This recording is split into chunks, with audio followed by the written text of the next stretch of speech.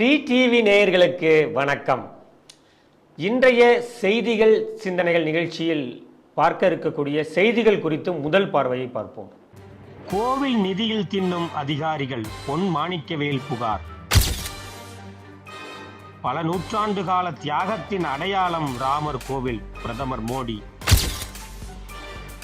பிரதமராக மன்மோகன் சிங் இருந்தபோது அவரை சோனியா சுதந்திரமாக செயல்பட அனுமதிக்கவில்லை. ஆர்.கே. சிங்.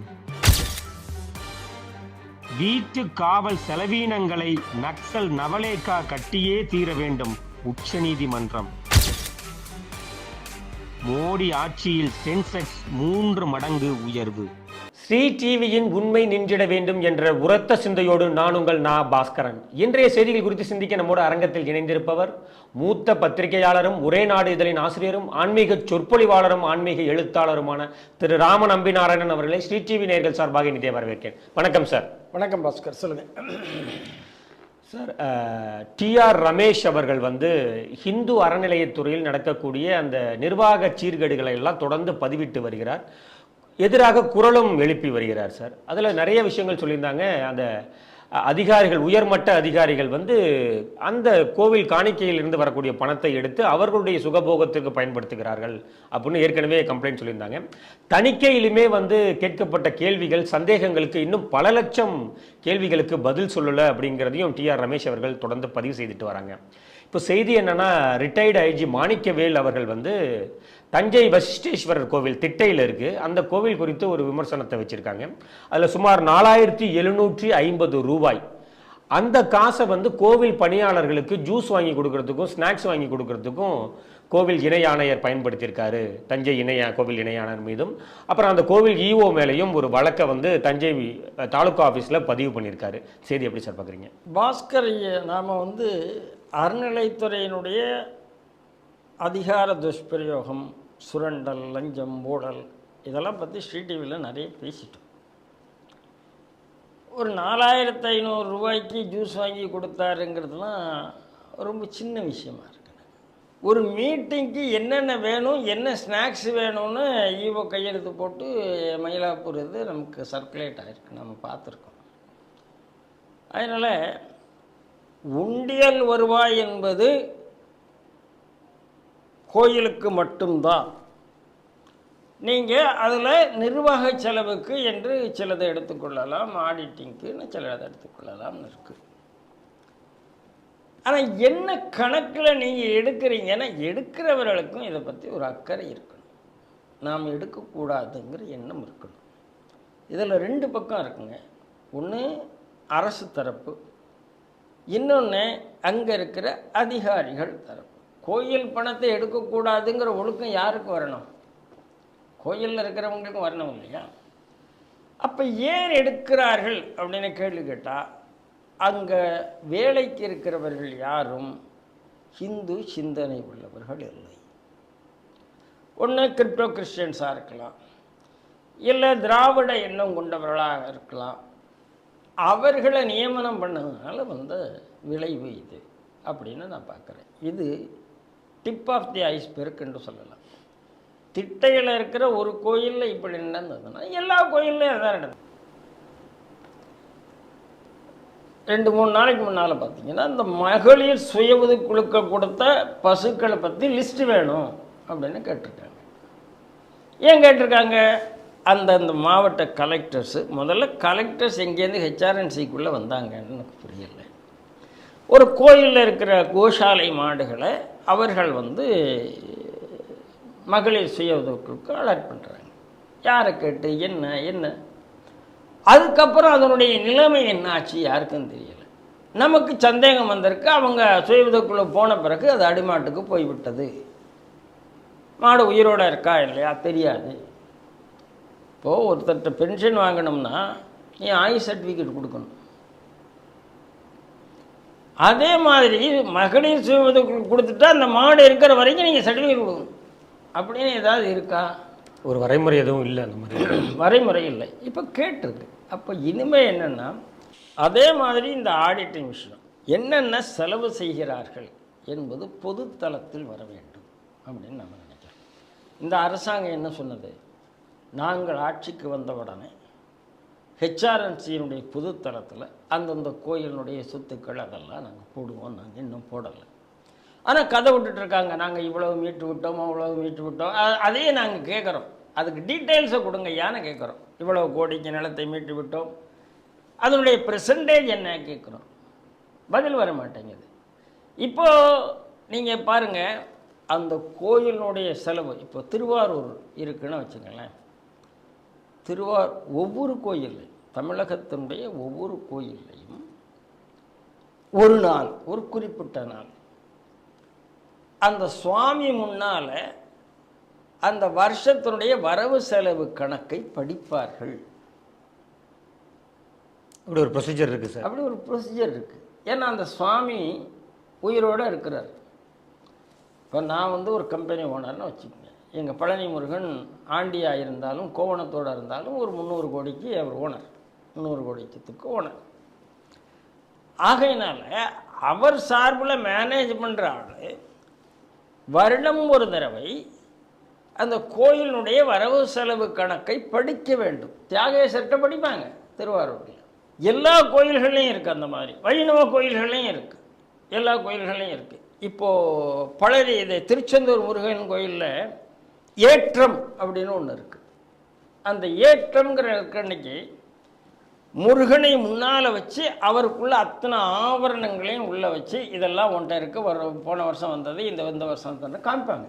திருச்செந்தூரில் சார், திருச்செந்தூரில் அதுக்கு பேர் ஏற்றம் என்று பேர். அன்னைக்கு வந்து மக்களெல்லாம் போய் பார்த்தாங்கன்னா, அன்னைக்கு அவருக்குள்ள ஜுவல்ஸ் ஒரு பக்கம் வைப்பாங்க, வேலை ஒரு பக்கம் வைப்பாங்க. இதெல்லாம் பார்த்தீங்கன்னா ஒரு பெரிய அந்த வருஷம் முழுக்க நல்லா இருக்குங்கிற நம்பிக்கை. திருவாரூரில் அதே மாதிரி கணக்கு படிப்பார்கள்.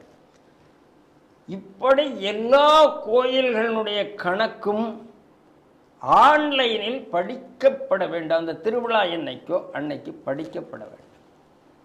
அப்படின்னா இந்த இதே வராது. அறநிலைத்துறையில், அதாவது கோயிலில் அந்த சிஸ்டம் இருக்கிறது, அந்த சிஸ்டத்தை கடைப்பிடிக்கவில்லை. எல்லா கோயில்கள்லையும் இந்த சிஸ்டம் இருக்குது.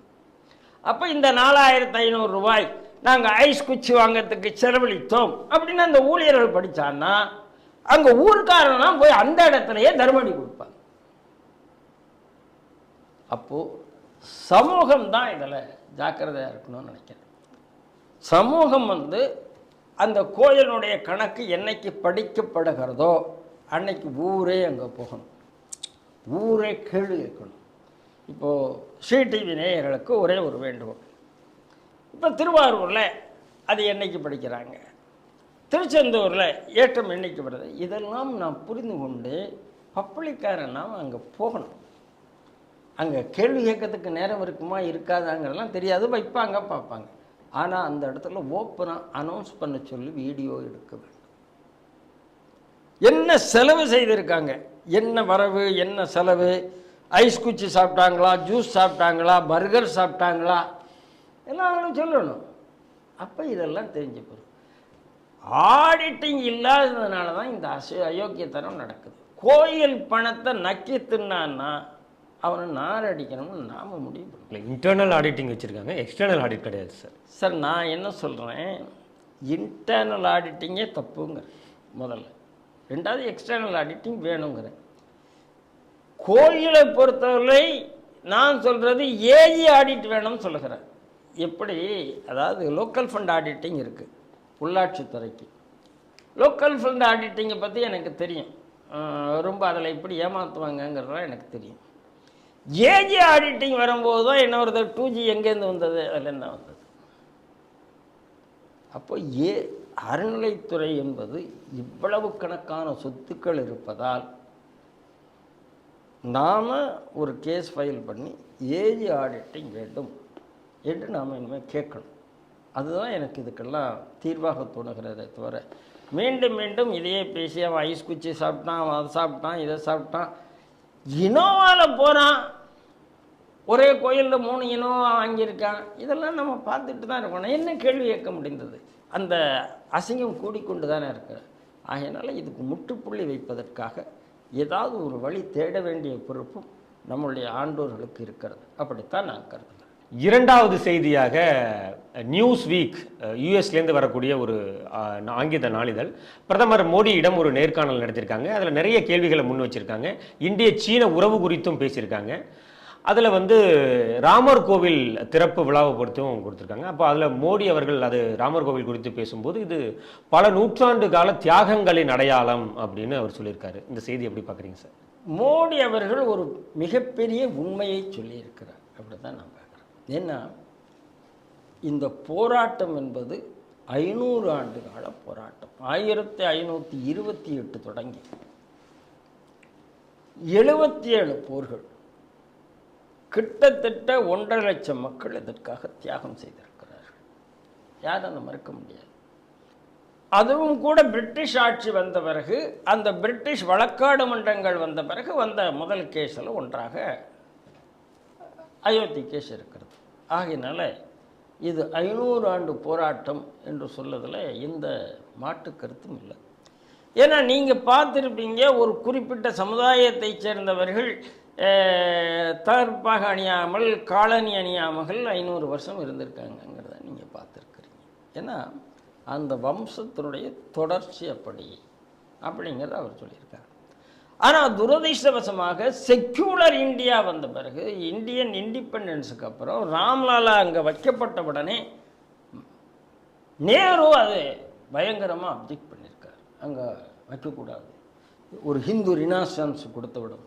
நம்ம ஸ்ரீ டிவியில் ஓமம்பூல் ஜெயராமனும் நம்ம ஷர்மா சாமிநாத ஷர்மாவும் நீங்கள் ஒரு இது பண்ணிடணும், நம்ம ஸ்ரீ டிவியில் பண்ணிடணும். அதில் சாமிநாத சர்மா எல்லாமே சொல்லியிருக்கிறார். அந்த வரலாறு எல்லாம் அழகாக சொல்லியிருக்கிறார். ஸ்ரீ டிவி நேயர்கள் அதை பார்த்துருப்பாங்கன்னு நினைக்கிறேன். அப்படின்னா இது எவ்வளவு காலம் கடந்து வந்தது, அதுக்கான தீர்வு எங்கேருந்து வந்தது? தீர்வு 5 வழக்குகளை ஒன்று சேர்த்து அலகாபாத் ஹைகோர்ட்டினுடைய தீர்வு, அந்த அலகாபாத் ஹைகோர்ட்டினுடைய 3 நீதிபதிகளினுடைய தீர்வு. 3 நீதிபதிகளுமே அது ராமர் பிறந்த இடம் என்பதை ஒப்புக்கொண்டு, 3 நீதிபதிகளுமே அந்த இடத்துல கோயில் இருந்ததை ஒப்புக்கொண்டு, அதில் 2 பேர் கோயில் இடிக்கப்பட்டது என்றும் ஒன்று இடிந்த கோயிலாக இருக்கலாம் என்றும் சொன்னார்கள். எல்லாம் வந்து அதன் அடிப்படையில் சுப்ரீம் கோர்ட்டில் போய் சுப்ரீம் கோர்ட் 2019க்குள்ளே தீர்வு கொடுக்கறதுக்கு முன்னால் கபில் சிப்பல் போன்றவர்கள், காங்கிரஸ் போன்றவர்கள் 5 மாநில தேர்தலில் 3ல் பாஜக தோந்து போனதுனால 2019க்கு முன்னால் தீர்ப்பு வரக்கூடாது என்று நீதிமன்றத்தையே முடக்க முடிஞ்சதை நம்ம பார்த்துருக்கோம். ஆனால் என்ன சொன்னாங்க? அயோத்தியில் ராமர் கோயில் வந்தால் இந்தியாவெங்கும் ரத்தார் ஓடும், இஸ்லாமியர்களுக்கு பாதுகாப்பு இருக்காது. இதுதான் 370லையும் சொன்னாங்க. ஒரு ரத்தார் ஓடல, ஒரு பாதுகாப்பும் இல்லை. இஸ்லாமியர்கள் பாதுகாப்பாக இருக்கிறார்கள், இந்துக்களும் பாதுகாப்பாக இருக்கிறார்கள். 370 போயாச்சு, காஷ்மீர் சுருக்கமாக மாறி இருக்கு. கல்லறிவது நிறுத்தப்பட்டது. கல்லறிவது நிறுத்தப்பட்டது. இந்தியா எங்கும் பயங்கரவாதம் நிறுத்தப்பட்டிருக்கு. அவங்களுக்கு நல்ல பிழைப்பு கிடைச்சிருக்கு. கல்லறிஞ்சி பழைச்சது வந்தவங்களுக்கு இன்னைக்கு நியாயமாக சம்பாதிக்கிற பிழைப்பு கிடைச்சிருக்கிறது. இப்போ அயோத்தி என்பது ஆகையினால தான் இன்ற வரைக்கும் 1.5 கோடி மக்கள் அதுக்குள்ளே அந்த கோயிலுக்கு போயிட்டு இருந்துச்சு. இந்த மாதிரி சரித்திரத்தில் எதையும் நீங்கள் பார்க்கவே முடியாது. அது வந்து சபரிமலையை ஓவர்டேக் பண்ணி, திருப்பதியை ஓவர்டேக் பண்ணி, அப்போது அது எத்தனை பேருனுடைய உள்ளத்தில் இருந்திருக்கும். இல்லை இவ்வளோ விசிட்டர்ஸ் போக வேண்டிய அவசியம் என்ன இருக்குது? அவர்களெல்லாம் அதாவது காங்கிரஸ் கட்சிக்கோ கம்யூனிஸ்ட் கட்சிக்கோ இந்த நாட்டினுடைய ஆன்மா புரியலை. அதாவது அயோத்தியில் ஒவ்வொரு தடவை தீர்வை நோக்கி வரும்போதும், இஸ்லாமியர்களே தீர்வுக்கு ரெடியாக வரும்போதும் அவர்கள் கலைத்து விட்ட பெருமை கம்யூனிஸ்ட் கட்சிக்காரர்களுக்கு தெரியும். குறிப்பாக ஜேஎன்யூ படித்தவங்களுக்கு சேரும். அதை பின்னால் இருந்து தூண்டி விட்டது காங்கிரஸுக்கு சேரும். நீங்கள் பாருங்கள், அயோத்தி வழக்கில் ராமர் கோயிலுக்கு எதிர்த்தாற்போல் வழக்காடுவதற்கு காங்கிரஸ் கட்சி வச்சிருந்த வழக்கறிஞர்கள் நம்பிக்கை எண்ணிக்கை 22 பேர் சார். காங்கிரஸ் கட்சியிலேருந்து ராமர் கோயில் வரக்கூடாதுன்னு வாடாடினாங்க சார். இன்றைக்கி மோடி வந்து எல்லாருக்கும் அழைப்பு கொடுத்தார். இது இந்தியாவுக்கான திருவிழா. காங்கிரஸ் வரல, கம்யூனிஸ்ட் வரல, திமுக வரல, திரிணாமுல் காங்கிரஸ் வரல, யாரும் வரல. சிவசேனா நாங்கள் அப்புறம் போய்க்கிறோம் நாங்கள். அப்போ இந்திய ஆன்மாவை புரிந்து கொண்டவர்களால் இந்த வெற்றி கிடைத்திருக்கிறது. அதனால இது 500 ஆண்டுகள் வெற்றி. இதில் எந்த சந்தேகம் கிடையாது. அயோத்தியில் பாரதம் வென்றிருக்கிறது. அந்த ஆங்கில கான்செப்ட் இந்தியா தோல்வி அடைந்திருக்கிறது. உண்மையான மதசார்பின்மை வெற்றி பெற்றிருக்கிறது. ஒற்றை தெய்வம், ஒற்றை நூல், ஒற்றை மெசஞ்சர், அவர்களுக்கு பின்னால் போனவர்கள் தோல்வி அடைந்திருக்கிறார்கள். 500 ஆண்டு கால பாரம்பரியம் வெற்றி பெற்றிருக்கிறது, தர்மம் வெற்றி பெற்றிருக்கிறது. அதை மோடி ரொம்ப நாசுக்காக சொல்லியிருக்கிறார் நினைக்கிறேன். இந்த அயோத்தி தான் இன்றைக்கு உலகத்தை இந்தியா பக்கம் திரும்ப பார்த்துருக்கு. ஏன்னா உலகத்தில் இஸ்லாமியர்களால் டிஸ்ட்ராய் செய்யப்பட்ட ஒரு நினைவு சின்னம் மீண்டும் எழுந்து வந்ததாக சரித்திரம் இன்று வரைக்கும் இல்லை. ஜெருசலேமில் என்ன நடந்து கொண்டு இருக்கு நீங்கள் பார்த்துட்டு இருக்கீங்க. பாலஸ்தீனில் என்ன நடந்து கொண்டு இருக்குங்கிறத நீங்கள் பார்த்து கொண்டு இருக்கிறீர்கள். ஒன்று கையை விட்டு போயாச்சுன்னா அதை எடுக்கிறதுங்கிறது அவ்வளோ ஈஸி கிடையாது. ஏன்னா அவங்களுடைய எக்கோசிஸ்டம் அப்படி, இஸ்லாமியர்களுடைய ஜிஹாத்திகளுடைய எக்கோசிஸ்டம் அப்படி. அந்த எக்கோசிஸ்டத்தை மீறி இந்திய நீதித்துறையின் மூலமாக மோடி அரசாங்கத்துக்கு 2/3 மெஜாரிட்டி இருக்குது. ராஜ்யசபாவிலேயே நினச்சா பில்லு பாஸ் பண்ணி கொண்டு வந்திருக்கலாம். ஆனால் நீதித்துறையின் மூலமாக வெற்றி கிடைத்திருக்கிறது என்பது இந்த அரசாங்கத்தினுடைய சாதனை. 500 ஆண்டு காலம் இந்தியத்தினுடைய இந்துக்களுடைய தியாகத்துக்கு கிடைத்த சாதனை. 500 ஆண்டு கால இந்தியனுடைய உண்மை போராட்டத்துக்கு, நியாயமான போராட்டத்துக்கு கிடைத்த சாதனை. அதைத்தான் மோடி சொல்கிறார். மூன்றாவது செய்தியாக ஆர்கே சிங் என்பவர் யூபிஏ கவர்மெண்ட்ல சார் அவர் அதுலேயுமே மினிஸ்டராக இருந்தவர். இப்போ பாஜக ஆட்சியிலுமே அவர் மின்சாரத்துறை அமைச்சராக இருக்கிறார். அவர் ஒரு பேட்டி கொடுத்துருக்காரு. அந்த பேட்டியில் சொல்லியிருக்காரு, பிரதமர் மோடி அவர்களுக்கும் முன்னாள் பிரதமர் மன்மோகன் சிங் அவர்களும் உள்ள அந்த ஆளுமை திறன் என்ன அப்படின்னு கேட்டிருக்காங்க. அப்போ அதில் அவர் சொல்லியிருக்காரு, எல்லா விஷயத்திலுமே சோனியா காந்தி அவர்களின் தலையீடு இருந்தது. மன்மோகன் சிங் அவர்களால் தனிப்பட்ட முறையில் எந்த முடிவுமே எடுக்க முடியாத அளவுக்கு இருந்தார் அப்படின்னு சொல்லிட்டு சில உதாரணங்களையும் அதில் மேற்கோள் கூட்டியிருக்காரு. இந்த செய்தி எப்படி சார் பார்க்குறீங்க? ஆர்கே சிங் இதை முதல் தடவை சொல்லலைங்க, பல தடவை சொல்லியிருக்கிறார். இப்போ ரொம்ப நல்ல ஹைலைட்டாக வந்திருக்கு.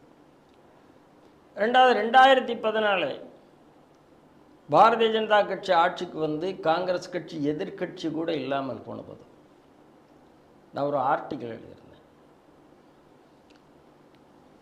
எப்படி சோனியா காந்தி காங்கிரஸ் கட்சியினுடைய ஸ்ட்ரக்சரை உடைத்து விட்டார்னு எழுதியிருந்தேன். இன்னைக்கு ஏன் காங்கிரஸ் கட்சி காணாமல் போய் விட்டது என்றால், 3வது ஹேட்ரிக் அடிக்க போகுது. இதில் எதிர்கட்சி அந்தஸ்து வராததில் மோடி ஆட்சியில் 3வது ஹேட்ரிக் அடிக்க போகிறாரு. இவங்க எங்களுக்கு எதிர்கட்சி அந்தஸ்து வரப்போறதில்லைங்கிறது 3வது ஹேட்ரிக் அடிக்க போகிறாங்க. ஏன்னா இந்த அம்மா ஒரு கிறிஸ்தவ மிஷனரியுடைய அம்மா. இவர்கள் அந்த தேசியம் தெய்வீகம் உள்ள சிந்தனை உள்ள எந்த காங்கிரஸ்காரர்களையும் பக்கத்தில் விடல, யாரையும் விடல. நல்ல நல்ல அமைச்சர் இப்போது ஒன்றும் கிடையாது. மோடிகிட்ட தினத்தந்தி ஒரு பேட்டி கேட்டாங்க, நீங்கள் பார்த்துருப்பீங்க. ஹரிஹரனும் அசோக் ஒரு பேட்டி கேட்டாங்க. காங்கிரஸுக்கு உங்கள் செய்தி என்ன அப்படின்னு ஒரு கேள்வி கேட்குறாங்க. அப்போ மோடி பதில் சொல்லுகிறார், காங்கிரஸுக்கு நான் ஒன்றும் செய்தி சொல்ல, அந்த கட்சியிலேயே நிறைய மூத்த தலைவர்கள் இருக்கிறாருங்க, அவங்க சொல்கிறத அந்த கட்சி கேட்டால் போதும் அப்படின்னு சொன்னார். திமுகவுக்கு பற்றி கேட்கும்போது மக்கள் சொல்லுவார்கள்னு சொன்னார். அப்படின்னா என்ன அர்த்தம்னா, அந்த கட்சியில் உண்மையான தேசபக்தர்கள் ஒதுக்கப்பட்டார்கள், ஒடுக்கப்பட்டார்கள், புறந்தள்ளப்பட்டார்கள். சிஏஏ வந்தபோது காங்கிரஸில் நிறைய ஆதரவு குரல் வந்தது, அவர்கள்லாம் அடக்கப்பட்டார்கள். 370 அகற்றப்பட்ட போது காங்கிரஸில் ஆதரவு குரல் வந்தது, அவர்களெல்லாம் அகற்றப்பட்டார்கள். இன்னைக்கு காங்கிரஸுடைய மேனிஃபெஸ்டோ பார்த்தீங்கன்னா ஒரு ஜிஹாதி மேனிஃபெஸ்டோ, ஒரு நக்சல் மேனிஃபெஸ்டோ மாதிரி வந்திருக்கு. ஏன்னா எல்லாத்தையும் சோசியலிஸ்ட் மாதிரி, ஏதோ கம்யூனிஸ்ட் மாதிரி எல்லாத்தையும் பணத்தை பிடுங்கி டிஸ்ட்ரிபியூட் பண்ண போகிறாங்கங்கிற அளவுக்கு ஒரு பைத்தியக்காரத்தனமான, அதாவது ஒரு 30 வயது இளைஞன் இந்த அளவுக்கு பக்குவம் இல்லாமல் சிந்திப்பானோ அப்படி ஒரு ராகுல் காந்தி சிந்திச்சு ஒரு மேனிஃபெஸ்டோ வந்திருக்கு. இதெல்லாம் எப்போ வந்தது? இந்த மாற்றம் எப்போ வந்தது? சோனியா காந்தி வந்த பிறகு வந்தது. ஏன் சோனியா காந்தி கேட்குறாங்க, நான் தான் பிரைம் மினிஸ்டர் என்று நிற்கிறாங்க. 272 எங்களுக்கு நம்பர் இருக்குன்னு அப்துல் கலாம்கிட்ட போய் கொடுக்குறாங்க. அப்துல் கலாம் ஏற்றுக்கொள்ளவில்லை. ரெசிப்ரோகேட்டிவ் ரெப்ரசன்டேஷன் என்று ஒரு ஆக்ட் இருக்குது. அதை காண்பித்து அப்துல் கலாம் சொன்னதாக சொல்லப்படுகிறது, சோனியா காந்தி பிரைம் மினிஸ்டர் ஆக முடியாது. ஆகையினால அவங்க நிழல் பிரைம் மினிஸ்டர் தேவைப்பட்டார். மன்மோகன் சிங் பிரைம் மினிஸ்டர் ஆனார். ஆனால் நம்ம ஊடகம் எல்லாம் சோனியா காந்தி தியாகம் பண்ணார்னு போய் வரும். அது இல்லை, தியாகம் பண்ணலை. கான்ஸ்டியூஷன் படி சோனியா காந்தி ஏன் வர முடியாது என்பதை அப்துல் கலாம் எடுத்துக்காட்டினார். எடுத்துக்காட்டின பிறகு நீங்கள் பிரைம் மினிஸ்டர் ஆகணும்னு சொன்னால் இதை நான் வெளியில் பப்ளிஷ் பண்ணிடுவேன் என்று சொன்னார். ஆகையினால வாயை பொத்திட்டு சோனியா காந்தி வந்து மன்மோகன் சிங்கை செலக்ட் பண்ணாங்கள்.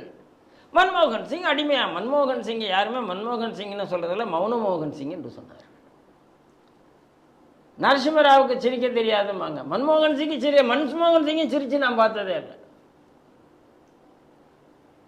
அப்துல் நாசர் மதானி ஒரு மீட்டிங்கில் பேசும்போது சொன்னார், நரசிம்மராவ் சிரிச்சு நான் ஒரே ஒரு தடவை தான் பார்த்தேன். உலகில் ஐஸ்வர்யா ராவ் அவங்களை மீட் பண்ண போகும்போது நரசிம்மராவ் சிரித்தார், நான் ஆச்சரியமாக இருந்ததுன்னு சொன்னார்.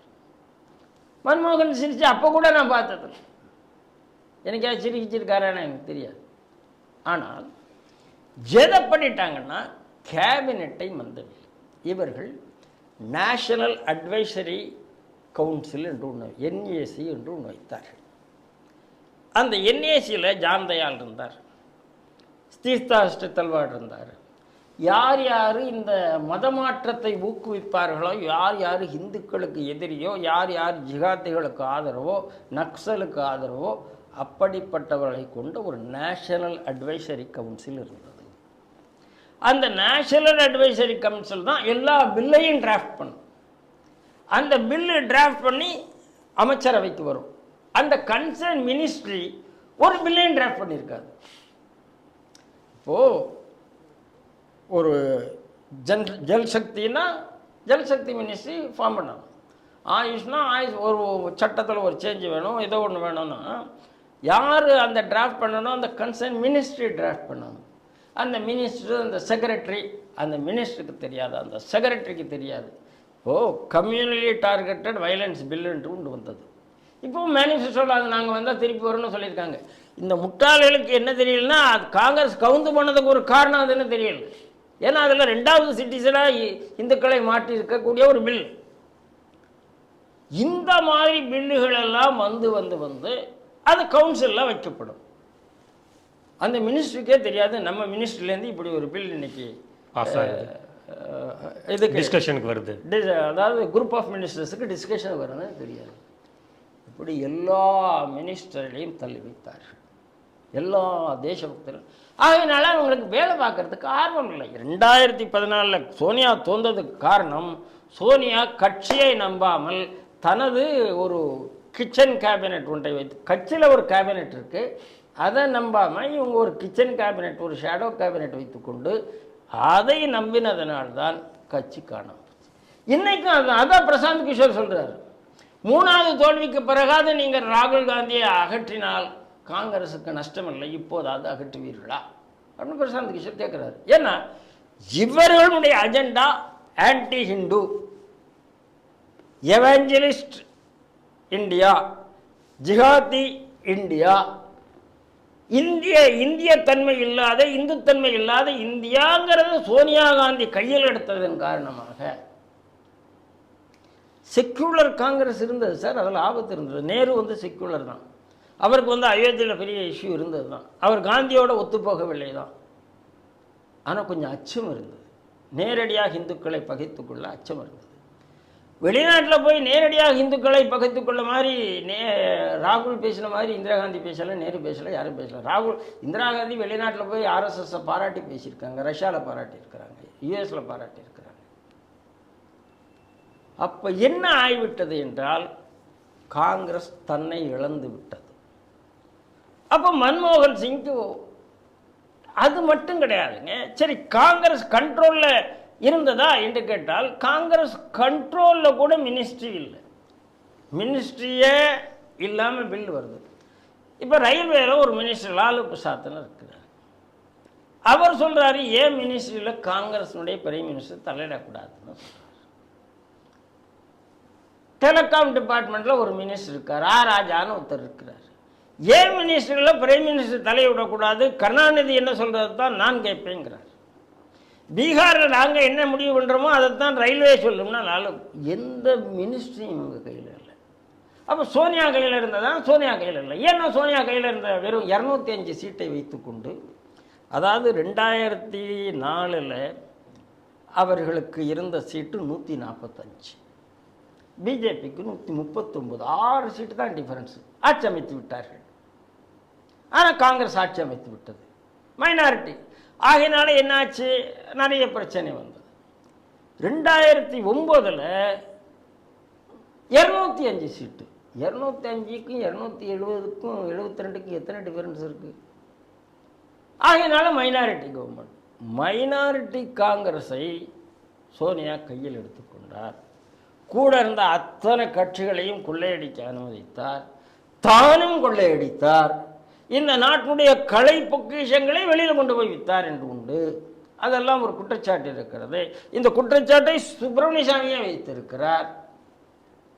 அது மட்டும் இல்லாமல் கடைசியில் இந்த எந்த மினிஸ்ட்ரியும் நம்பாமல், அதனால கூட்டணி கட்சியெல்லாம் மினிஸ்டரில் இருந்தாங்க. அவங்க they are not answerable to Sonia, they are not answerable to மன்மோகன் சிங்.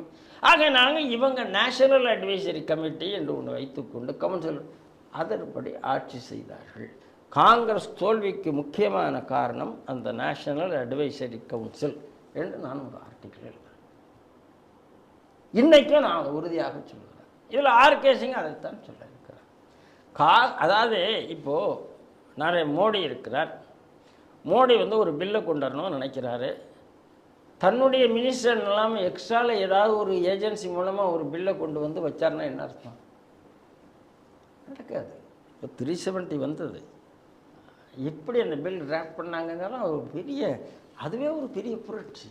அது எப்படி கவுன்சில் ஆஃப் மினிஸ்டர்ஸுக்கு வைத்தார்கள், எப்படி அது பாஸ் ஆச்சு, எப்படி திடீரென்று லோக்சபா ராஜ்யசபாவுக்கு வந்தது, இதெல்லாம் பெரிய கதை. அதனால் இவங்களுக்கு என்னென்னா எங்கே போனாலும் வெளியில் வந்து விடுங்கிற பயம் வேறு. அதனால் மொத்த காங்கிரஸை ஒரு 7-8 பேர்கிட்ட அடமானம் வைத்தார் சோனியா. அந்த 7-8 பேர் சொன்னதை கேட்டு மன்மோகன் சிங் ஆடினார். இதுதான் உண்மை. இதுதான் ஆர்கே சிங் சொல்லியிருக்கிறார்.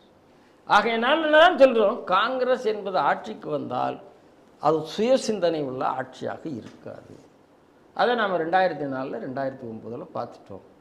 இப்பவும் ராகுல் காந்தி சுய சிந்தனையோடு இல்லை அப்படிங்கிறத நாம் பார்த்துட்டோம்.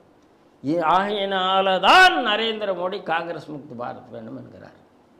நமக்கு தேவை காங்கிரஸ் முக்து பாரத். சார், 4வது செய்தியாக கௌதம் நவுலாக்கா அவர் பிணையில் வெளியில் வந்திருந்தார். அவருடைய வயோதிகம் உடல்நிலையெல்லாம் காரணம் காட்டி எனக்கு ஹவுஸ் அரெஸ்ட்லேயே என்னை வச்சுருங்க, அதற்கும் நீதிமன்றம் அனுமதி கொடுத்திருந்தது. இப்போ அதுக்கான பில் அமௌண்ட்டாக 1.6 கோடி வந்திருக்கு. அதை தில்லி உயர்நீதிமன்றம் அதை நீ பே பண்ணி தான் ஆகணும் அப்படின்னு கூப்பிட்டு வச்சுருக்காங்க. இந்த செய்தி எப்படி சார் பார்க்குறீங்க? நான் இந்த நக்சலைட்டை பற்றி சொல்லும் போது என்ன சொல்லுவேன்னா, இந்த நக்சலைட்ஸ் எல்லாம் நக்சலைட் மில்லியனர் என்று சொல்லுவேன். இந்த அருந்ததிரா ஏழையா என்று கேட்டால் ஏழை இல்லை. அவர் எழுதினா அவ்வளோ காசு கொட்டுகிறது, வெளிநாட்டிலேருந்து அவ்வளோ கொடுக்குறான். மேத்தா பட்டுகர் ஏழையா என்றால் ஏழை இல்லை, அவர்களை எளிமையாக தோன்றுவார்கள், காசு அள்ளி கொடுக்குறார். அந்த மாதிரி இந்த இடதுசாரி எழுத்தாளர்கள் மிகப்பெரிய பணக்காரர்கள். ஏன்னா அந்த நக்சல் மூமெண்ட்டில் அவங்க, அதாவது இப்போ பிரகாஷ்ராஜ் இருக்கான், பிரகாஷ்ராஜனை பிச்சை எடுத்துகிட்டு இருக்கான்னு நினைக்கிறீங்களா? பிரகாஷ்ராஜ் ஒரு அர்பன் நக்சலைட் மில்லியனர். என்றாம் இருக்கிறார், அர்பன் நக்சலைட் மில்லியனர். இவர்களெல்லாம் தான் பாமர மக்களுக்கு ஏதோ பேசுகிற மாதிரி இவர்களே. சித்தார்த்த வரதராஜன் இருக்கிறார், லிஸ்ட் பெருசு. இவர்களெல்லாம் அந்த ஏசி கார்லேருந்து இறங்க மாட்டாங்க, ஏசி ரூம்லேருந்து இறங்க மாட்டாங்க, உட்கார்ந்து கொண்டு புரட்சி, தொழிலாளர் புரட்சி, அந்த புரட்சி, இந்த புரட்சி, இந்த பீமா கூர்கானை தூண்டி விட்டதில், மராட்டி என்று தூண்டி விட்டதில் இவருக்கு ஒரு, அதாவது மோடி அரசாங்கத்துக்கு எதிராக ஒரு பெரிய ஆர்ப்பாட்டத்தை கொண்டு வந்ததில் இவருக்கு ஒரு பொருள் போகுது. பீமா கூர்கான் ஆர்ப்பாட்டம் என்னன்னு நம்ம சிடிவியில் ஏற்கனவே பேசியிருக்கிறோம். இப்போது கௌதம் நவலேக்கர் வீட்டில் சோதனையில் என்ன கிடைத்தது என்றால், இந்த நக்சலைட்ஸ் எல்லாம் சேர்ந்து எப்படியை மோடியை தீர்த்து கட்டுவது, நம்ம நெல்லை கண்ணன்லாம் சோழியை முடிச்சிருங்கன்னு பேச்சில் தான் சொன்னார். இவங்க எப்படி சோழியை முடித்து விடுவது என்று இவர்களுக்குள்ள செய்த இமெயிலுடைய டிரான்சாக்ஷன் எல்லாம் அரசாங்கத்துக்கு வந்தது. இவ்வளோ பெரிய சதி இந்த நாட்டினுடைய பிரிவினை. ஏன்னா மக்களுடைய ஆதரவு பெற்ற மோடியை இவர்கள் ஜனநல ரீதியாக ஜெயிக்க முடியவில்லை. அப்போ எப்படி தீர்த்து கட்டுறதுன்னு முடிவு பண்ணாங்க. அதற்கான கரஸ்பாண்டன்ஸ் எல்லாம் கிடைச்சது. இந்த பீமா குர்கான விஷயம் நிறைய விஷயம் வந்தது. உள்ளே போனாங்க. இவர்கள் குற்றவாளிகள் என்று நிரூபிக்கப்பட்டார்கள். தண்டனை கிடைத்தது. ஆகவே தண்டனை என்று உறுதியானது. தண்டனையில் இவர் ஜெயிலில் கழிப்பதற்கு பதிலாக நான் வீட்டில் கழித்துக் கொள்கிறேன், ஹவுஸ் அரெஸ்டில் நான் இருக்கிறேன் அப்படின்னு அவர் சொல்லுகிறார். இப்போது நீங்கள் கைது செய்யப்பட்டு அரெஸ்ட் ஆகி சிறைச்சாலையில் இருந்தால் சிறைச்சாலை நிர்வாகம்ங்கிறது பொது நிர்வாகம். அதுக்கான சாப்பாடு, அதுக்கான பாதுகாப்பு, மேற்படி வசதிகள், அதுக்கான நிர்வாக செலவு எல்லாம் ஒரே இடத்துல. ஒவ்வொரு கைதிக்கும் தனியாக வர வேண்டிய அவசியம் இல்லை. ரெண்டாவது, நீங்கள் உங்களுக்கு அங்கே உழைப்பதற்கு வாய்ப்பு கிடைக்கும். எப்போ ஹவுஸ் அரெஸ்டன்ட் வந்து விட்டீர்களோ நீங்கள் உங்கள் மீது குற்றச்சாட்டு பெரிய குற்றச்சாட்டு. நீங்கள் அங்கே இங்கே போயிடக்கூடாது, உங்களுக்கு எந்த வெளியுலக கனெக்ஷனும் வந்துடக்கூடாது, உங்கள் சதிகாரிகள் எதையும் திருப்பி சதியில் இணைந்து விடக்கூடாது அப்படிங்கிறத அவங்க கண்குத்தி பாம்பாக பார்க்க வேண்டிய அவசியம் இருக்குது. ஜெயிலில் அந்த அவசியம் இல்லை. அப்போ ஹவுஸ் அரெஸ்ட்னும் போது உங்களுக்கான எஸ்டாப்ளிஷ்மெண்ட் செலவு, பாதுகாவலனுடைய செலவு, உங்களுடைய சாப்பாட்டு செலவு, உங்களுடைய மருத்துவ செலவு, இது எல்லாம் தனியாக பண்ணப்படுகிறது. ஜெயில் டாக்டர் வரப்போகிறதில்லை, ஜெயில் சமைச்ச உணவு வரப்போகிறதில்லை, ஜெயில் பாதுகாப்பு வரப்போறதில்லை. ஆகையினால அதுக்காக வந்த பில், அந்த பில் கிட்டத்தட்ட கோடிக்கணக்கில் வந்த உடனே கட்டுங்கன்னு சொன்னால் இதை அரசாங்கம் கட்ட வேண்டும் என்று சொல்கிறது. நீதிமன்றம் என்ன சொல்லிட்டு, இதையும் அரசாங்கம் கட்டணும், இது ஓன் சாய்ஸ், நான் ஜெயிலுக்குள்ளே இருக்க முடியாதுன்னு சொன்னேன், நீ வெளியில் போய் இருக்கன்னு சொன்னேன். உனக்காக இடதுசாரி எழுத்தாளர்கள் எல்லாம் சேர்ந்து குரல் கொடுத்தார்கள். ஐயோ, தனி மனித சுதந்திரம் என்ன ஆகிறது, ஹியூமன் ரைட் என்ன ஆகிறதுன்னு கேட்டாங்க. நீ பெரிய ஹியூமன் ரைட் ஆக்டிவிஸ்ட், உங்களுடைய ஹியூமன் ரைட் ஆக்டிவிஸ்ட்லாம் சேர்ந்து உனக்கு பணத்தை கொடுத்துட்டோம், இல்லை நீ பணத்தை கொடு, நீ சொகுசான வாழ்க்கை. அதாவது நான் அதான் சொல்லுகிறேன், எந்த நக்சலைட் மில்லியனரும் ஜெயிலுக்குள்ளே போனால் செத்து போயிடுவான். இவன் சொகுசான வாழ்க்கை வாழ்ந்து பழகினான். ஒரு மேத்தா பட்டுகரோ ஒரு மேத்தா பட்டுகளோ அருந்ததி ராயோ யாராக இருக்கட்டும், இவரெல்லாம் அப்படி தூக்கி இப்படி போட்டால் போதும். ஜேஎன்யூலேருந்து வெளியில் வந்தால் என்ன திணறாங்க இவங்கெல்லாம், அவ்வளவு சொகுசாக அங்கே இருந்துட்டாங்க. அவ்வளவு நக்சலும் சொகுசாக வாழ்ந்து. ஆகையினால அந்த சொகுசு கேட்டதை வெளியில் வந்துட்டார். இப்போது தவறு, நீங்கள் ரூபா கொடுக்கலன்னா திருப்பி ஜெயிலுக்குள்ளே தான் போகணும், வேறு வழி கிடையாது. ஆகையினால இது ஒரு பாடம். அதாவது நமக்கு என்ன புரிகிறது என்றால், எந்த நக்சலைட்டும் பாமர வாழ்க்கை வாழவில்லை, சொகுசாகத்தான் வாழ்கிறார். அவன் மில்லியனர் மாதிரி வாழ்கிறான். ஆகையினால நாம் புரிந்து கொள்ள, இந்த அர்பன் நக்சல்னு நம்ம ஒரு வார்த்தை, விவேக் அக்னிகோத்ரி தான் அந்த வார்த்தையை ஃப்ரேம் பண்ணார். ஒரு அர்பன் நக்சல் கூட ஏழை கிடையாது, ஒரு அர்பன் நக்சல் கூட மிடில் கிளாஸ் கிடையாது. எல்லா அர்பன் நக்சலும் அப்பர் கிளாஸாக தான் இருக்கும். நீங்கள் புரிந்து கொள்ள வேண்டும்.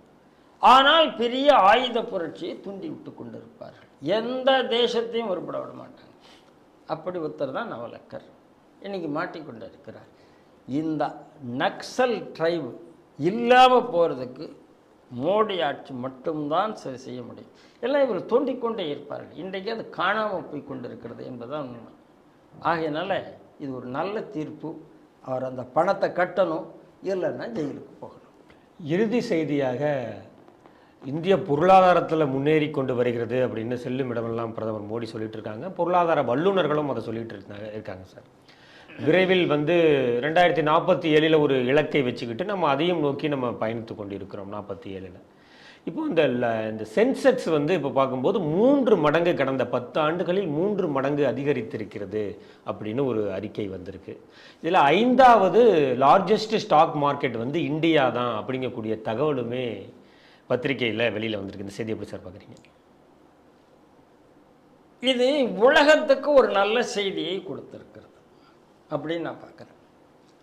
அதாவது நம்ம 5 ட்ரில்லியன் எக்கனாமியை நோக்கி நம்ம மார்ச் பண்ணிட்டு இருக்கிறோம். ஆனால் கிட்டத்தட்ட 4 ட்ரில்லியனை நம்ம டச் பண்ணிட்டோம். அதாவது பாரதிய ஜனதா கட்சி ஆட்சிக்கு வரும்போது நம்மளுடைய எக்கனாமி $1 ட்ரில்லியன். ரொம்ப ஃபாஸ்ட்டாக இது 4 ட்ரில்லியன் வந்திருக்கு. என்னுடைய டார்கெட் 5 ட்ரில்லியன் என்று சொன்னார். ஆனால் இந்த நாடு 4 ட்ரில்லியனை ரீச் பண்ணவில்லை. நம்மளுடைய நேஷ்னல் ஸ்டாக் மார்க்கெட் 4 ட்ரில்லியனை ரீச் ஆகிடுது. இது நம்ம ஸ்ட்ரீட் டிவியில் நானே பேசியிருக்கிறேன், கொஞ்சம் காலத்துக்கு முன்னால் பேசியிருக்கிறேன். ஆனால் இந்த சென்செக்ஸ் இண்டெக்ஸுங்கிறதற்கு இதில் ஒரு விஷயம் இருக்குது. இந்தியாவுடைய எக்கனாமிக் குரோத் சென்செக்ஸில் இருக்கா என்று கேட்டால் நான் கொஞ்சம் வேறுபடுகிறேன். ஏன்னா அதுக்கு நிறைய யாட்ஸ்டிக் இருக்குது. இது மட்டுமே யாட்ஸ்டிக் நான் சொல்ல மாட்டேன். 4 ட்ரில்லியன் எக்கனாமி என்பது வேறு, ஸ்டாக் மார்க்கெட் 4 ட்ரில்லியன் என்பது வேறு. ஆனால் வெளிநாடுகளில் சென்செக்ஸ் ஒரு எக்கனாமிக் இண்டெக்ஸ். ஏனென்றால் அங்கே 60% 65% மக்கள் ஸ்டாக்ஸில் தான் இன்வெஸ்ட் பண்ணியிருப்பார்கள். இந்தியாவில் 5% 6%, அதிகபட்சம் போனால் 10%, 8%க்கு மேலே ஸ்டாக்ஸில் இன்வெஸ்ட் பண்ணியிருக்க மாட்டாங்க. ஆகையினால ஸ்டாக்ஸ் மட்டுமே இந்தியன் எக்கனாமியை மெஷர் பண்ணுகிறதா அப்படின்னு கேட்டால் இல்லை. ஆனால் அதுலேருந்து இன்னைக்கு பாமரர்களும் ஸ்டாக்ஸில் இன்வைட் பண்ண ஆரம்பிச்சிருக்கிறார்கள். அப்படிங்கிறது இது நல்ல செய்தியா கெட்ட செய்தியான்னு கேட்டால் இது இருபக்கத்து செய்தி தான். ஆனால் ஒரு வகையில் இன்னைக்கு உலகத்தோடு நீங்கள் போட்டி போட எல்லா இடத்துலையும் போட்டி போடணும். குளோபலைசேஷன்னா குளோபலைசேஷனில் போட்டி போடணும். இன்னைக்கு குளோபலைசேஷனில் நாம் என்ன போட்டு போட்டோம்? இந்தியன் கார்பரேட்ஸ், டிஎன்சின்னு சொல்கிறாங்க, டிரான்ஸ்நேஷனல் கார்பரேஷன். டிரான்ஸ்நேஷனல் கார்பரேஷன் கூட இந்தியன் கார்பரேட்ஸ் போட்டி போடுகிறார்கள். Indian corporates have become transnational corporation. அப்போ Indian stock market is getting அட்ராக்டிவ்ங்கிறது இன்னொரு பெரிய வித்தியம். அந்த வகையில் பார்த்தீர்கள் என்றால் இன்னைக்கு உலகத்துக்கு பாரதிய ஜனதா கட்சியினுடைய ஆட்சியில் சென்செக்ஸ் 10 வருஷத்தில் 3 மடங்கு அதிகரித்து உலகத்தின் பார்வையில் இந்தியன் எக்கனாமி உயர்ந்து விட்டது என்பதை நிரூபித்திருக்கிறது. நம்ம பார்வையில் எங்கே நிரூபித்திருக்கிறது அப்படின்னு கேட்டால் ஒரு கேள்வி. அதாவது நான் சொல்லிட்டேன் $4 ட்ரில்லியன் நம்ம எக்கனாமி விட்டது என்று. நம்ம அரசியல் கட்சிக்காரனும் ஒரு குழப்பம் பண்ணுறான், பொய் சொல்கிறான். என்ன பொய் சொல்கிறான் என்று கேட்டால் விலைவாசி கூடி போச்சு, விலைவாசி கூடி போச்சு, விலைவாசி கூடி போச்சு, விலைவாசி கூடி போச்சு. சரி, விலைவாசி கூடாமல் இருந்திருந்தா நான் கேட்குறேன், ₹1 3 படி அரிசி போட்டுருங்களேன். ஸ்டாலின் அவர்களே 67 சொன்னீங்கல்ல, அதே ₹1 இப்போ 3 படி போட்டுற முடியுமா? போட முடியாதுல்ல சார். விலைவாசி என்பது கூடிக்கொண்டு தான் இருக்கும். அதை நீங்கள் புரிஞ்சு கொள்ளுங்க. ஏன்னா எக்கனாமிக்ஸில் நீங்கள் ப்ரொடக்ஷன் கூட டிஃப்ரென்ஸ், அதாவது உங்களுக்கு ஜிடிபின்னா என்ன? Gross domestic produce. இந்திய உற்பத்தி கூட அந்த உற்பத்தியை வாங்குவதற்கு உங்களுக்கு பணம் வந்து கொண்டே இருக்க வேண்டும். அந்த பணம் வர அந்த பணத்தை நீங்கள் ஜெனரேட் பண்ணிக்கிட்டே இருக்கணும்.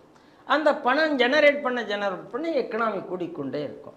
அப்போ அந்த எக்கனாமி ஜெனரேட் ஆக பணம் ஜெனரேட் ஆக விலைவாசி கூடிக்கொண்டே இருக்கும். நீங்கள் அன்றைக்கி நான் 5 பொருள் தான் வாங்கினேன், எனக்கு வீட்டுக்கு தேவையானது 5 பொருளாக இருந்தது. அதுக்கு தக்கன என் எக்கனாமி இருந்தது. அப்புறம் எனக்கு ஒரு 15 பொருள் தேவைப்பட்டது, என் எக்கனாமி. இன்றைக்கி 50 பொருள் தேவைப்படுகிறது என் வீட்டுக்கு, அதுக்கு தக்கன எக்கனாமி மாறுகிறது. அந்த 50 பொருளும் ப்ரொடியூஸ் ஆகுது, ஜிடிபி, அது கிராஸ் டொமஸ்டிக் ப்ரொடியூஸ் ஆக வருகிறது. அந்த ப்ரொடியூஸ் ஆகிற 50 பொருளையும் வாங்கக்கூடிய கெப்பாசிட்டி மக்களுக்கு வருகிறது. இதுக்கு பேர் பவர் பர்ச்சேஸ் பேரிட்டி என்று சொல்கிறார்கள், பிபிபி என்று சொல்கிறார்கள். இதெல்லாம் வரும்போது நீங்கள் ஏற்றம் விலைவாசியில் இருந்து கொண்டே இருக்கும். எங்கே நீங்கள் ஜெயிக்கிறீங்கன்னு சொன்னால், பணவீக்கத்தை நான் கட்டுப்படுத்துகிறேனா? பணவீக்கம்னா என்ன? ஒரு ப்ரொடியூசருக்கு அதை வாங்கிறதுக்கு என்கிட்ட பணம் இல்லை, எக்ஸ்ட்ரா அடிக்க வேண்டியிருக்கு ரிசர்வ் பேங்க், அப்போ பணவீக்கமாகுது.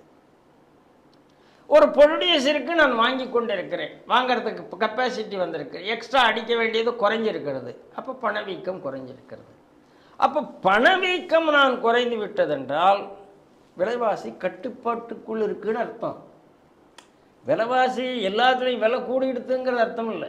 நீங்கள் நல்லா பொருளாதாரத்து, அதாவது ஸ்டாலினுக்கு உதயநிதிக்கு இந்த மரமண்டைகளுக்கெல்லாம் விலைவாசிங்கிறது ஒன்றுமே புரியலை என்று புரிஞ்சுக்கலாம்.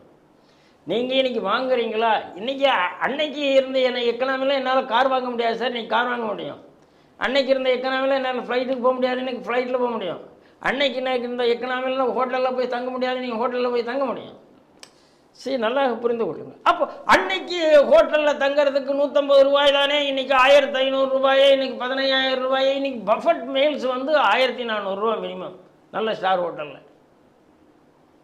எங்கே போயிருக்கீங்கன்னு நீங்கள் யோசித்து பார்க்கணும். அன்றைக்கி அம்பாசிடர் காரை விற்றுட்டு இருந்தீங்க, இனோவா கார் விற்று கொண்டு இருக்கிறீர்கள். அப்போ அம்பாசிடர் கார் காசில் இனோவாவை விற்க முடியுமா? விற்க முடியாது. அதாவது இந்த அத்தனத்தையும் எது சரி பண்ணுங்கிறதுனா உங்களுடைய பணவீக்கம், இன்ஃப்ளேஷன் சரி பண்ணு.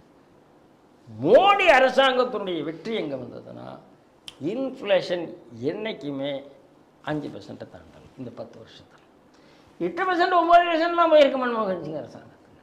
அப்போ அங்கே தான் இந்த அரசாங்கம் அப்போது மக்களுக்கு வாங்கும் சக்தியும் கொடுத்து, பொருளாதாரத்தையும் முன்னேற்றி, உற்பத்தியும் அதிகரித்து, ஸ்டாக்ஸில் இன்வெஸ்ட் பண்ண வச்சு, ஸ்டாக் மார்க்கெட்டில் இன்வெஸ்ட் பண்ணதுக்கு ஒரு கான்ஃபிடென்ஸை கொடுத்து, அதை நான் 3 மடங்கு கொண்டு போயிருக்கிறேன் என்று சொன்னால், இதை விட ஒரு பெரிய எக்கனாமிக் சாதனை இருக்க முடியாது. நான் ஒரு தனி செஷன் ஒரு நாள் பண்ணுவேன் எக்கனாமிக்.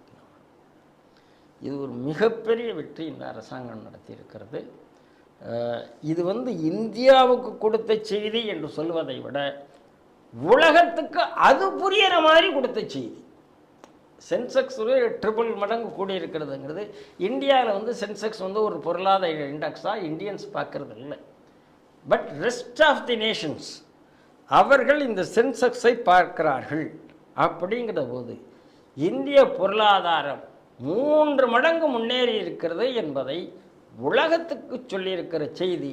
அந்த வகையில் இது மாபெரும் வெற்றி என்று நான் CTV நேயர்களுக்கு தெரியும், நாம் தினம்தோறும் 5 செய்திகளை திரட்டி விவாதித்து மக்கள் முன் கொண்டு வந்து சேர்க்கிறோம். முன்னணி செய்தி ஊடகங்கள் எடுத்து விவாதிக்க அஞ்சக்கூடிய, தயங்கக்கூடிய செய்திகளை CTV நெஞ்சுரத்தோடு தேச நலனில் அக்கறை கொண்டு செய்திகளை விவாதித்து உங்கள் முன் கொண்டு வந்து சேர்க்கிறது. அந்த வகையில் இன்றைய செய்திகள் சிந்தனைகள் நிகழ்ச்சியில் கலந்து கொண்டு தனது ஆக்கப்பூர்வமான கருத்துக்களை நம்மோடு பகிர்ந்து கொண்ட ஒரே நாடு இதழ் ஆசிரியர் திரு ராம நம்பிநாராயணன் அவர்களுக்கு CTV நேயர்கள் சார்பாக நன்றியை தெரிவித்துக் கொள்கிறேன். நன்றி பாஸ்கர். ஜெய்ஹிந்த். ஜெய்ஹிந்த். வளர்ச்சியும் வாய்ப்புகளும் தொடர, தமிழும் தமிழகமும் தலை நிமிர மோடியின் கேரண்டி இருக்கு. இனி பயம் எதற்கு?